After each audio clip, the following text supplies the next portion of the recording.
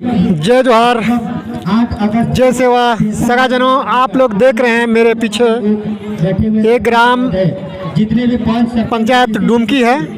यहाँ आदिवासी समाज के द्वारा एक सम्मेलन किया गया है, एक कदम गांव की ओर। गांव गणराज्य अवलोकन करने के दिवसीय प्रशिक्षण है ग्राम डुमकी में। आप मेरे पीछे देख रहे हैं आदिवासी का हक अधिकार, पेशा कानून अधिकार अवलोकन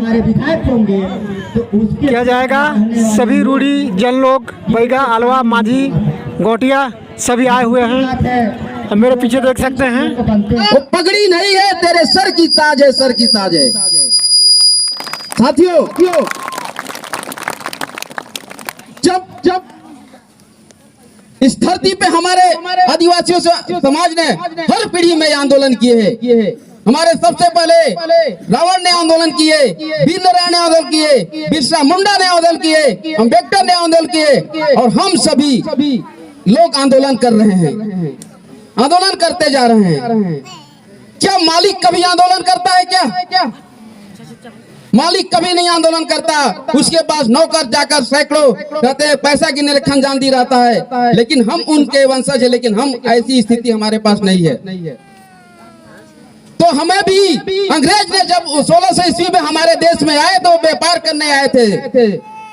वो व्यापार करने आए थे, उन्होंने एक कंपनी बनाई और व्यापार किए इस देश में, और 200 साल तक हमारे ऊपर राज किए वो लोग। तो हम लोगों को भी अब व्यापार की ओर जाना पड़ेगा। देखते हैं कि हमारे पास जब आप तहसील में जाते हैं तो अपना परिचय निकालने के लिए अपना जमीन का सेटलमेंट निकलवाते हैं, तो आपका नाम, पता और पिता का नाम मालूम पड़ता है।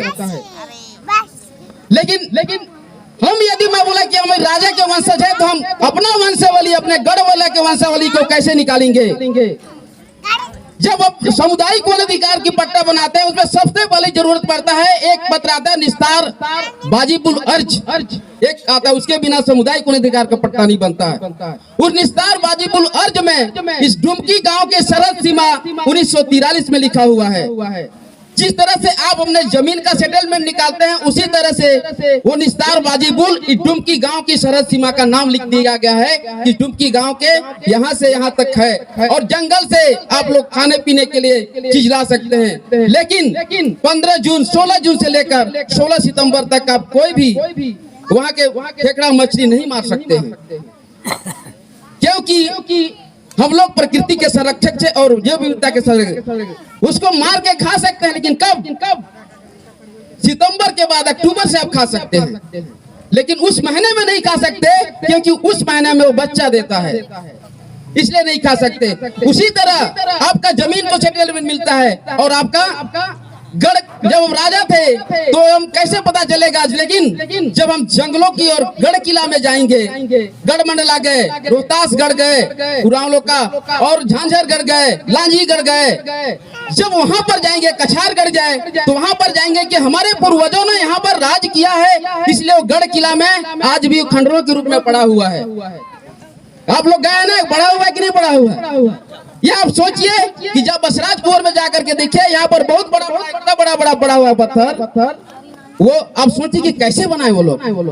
उस समय विज्ञान की युग नहीं था, उस समय रोड नहीं बना था, उस समय हवाई जहाज नहीं आया था, तब भी हमारे लोग इतना बड़े गढ़ किला निर्माण किए, कैसे किए होंगे? आपके गाँव में कोई कुआं होगा, जिसको कुआं बोलते हैं, राज बढ़ावन कुआं, ये सभी हमारे पूर्वजों के वो पहचान है। तो आज की स्थिति में हम देखते हैं कि हम नहीं दिखते हैं, तो हमारे पास समस्या।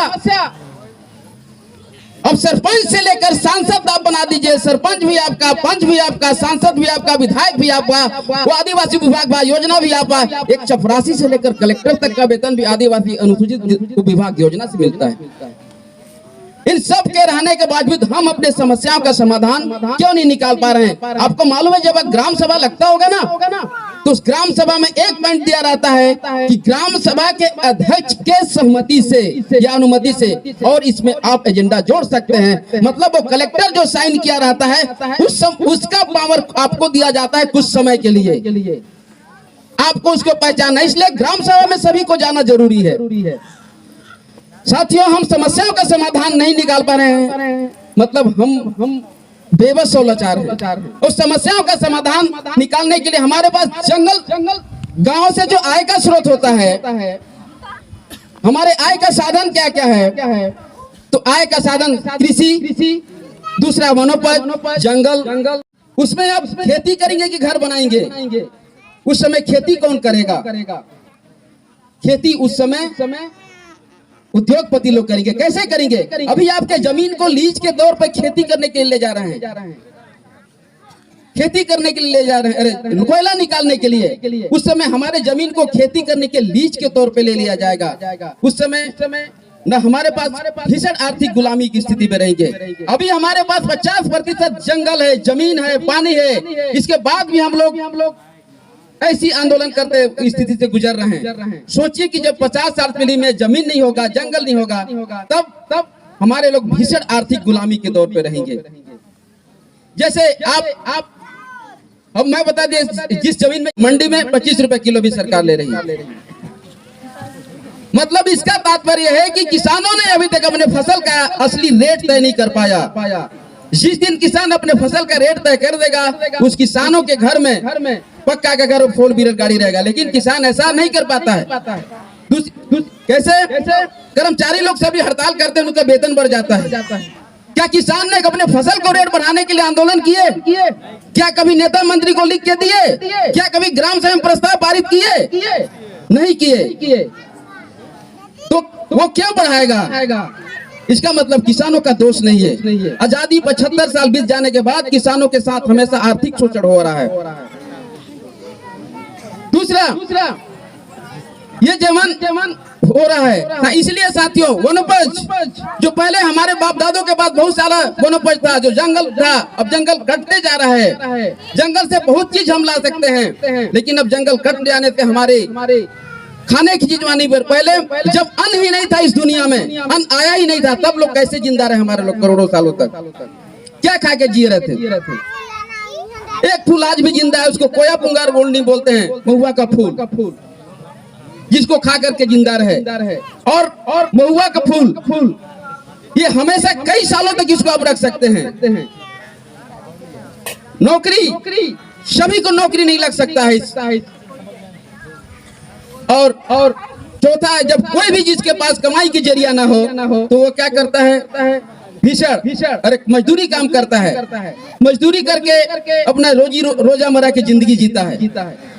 ये सिर्फ क्या अस्थायी आय का स्रोत है। सोचिए कि 50 साल बाद अब प्रकृति, हवा कोई नहीं बना सकता, पानी कोई नहीं बना सकता। बना सकते हैं क्या हवा, पानी? कोई पानी बना सकते हैं? पानी कुदरत की देन है, कुदरत बनाता है।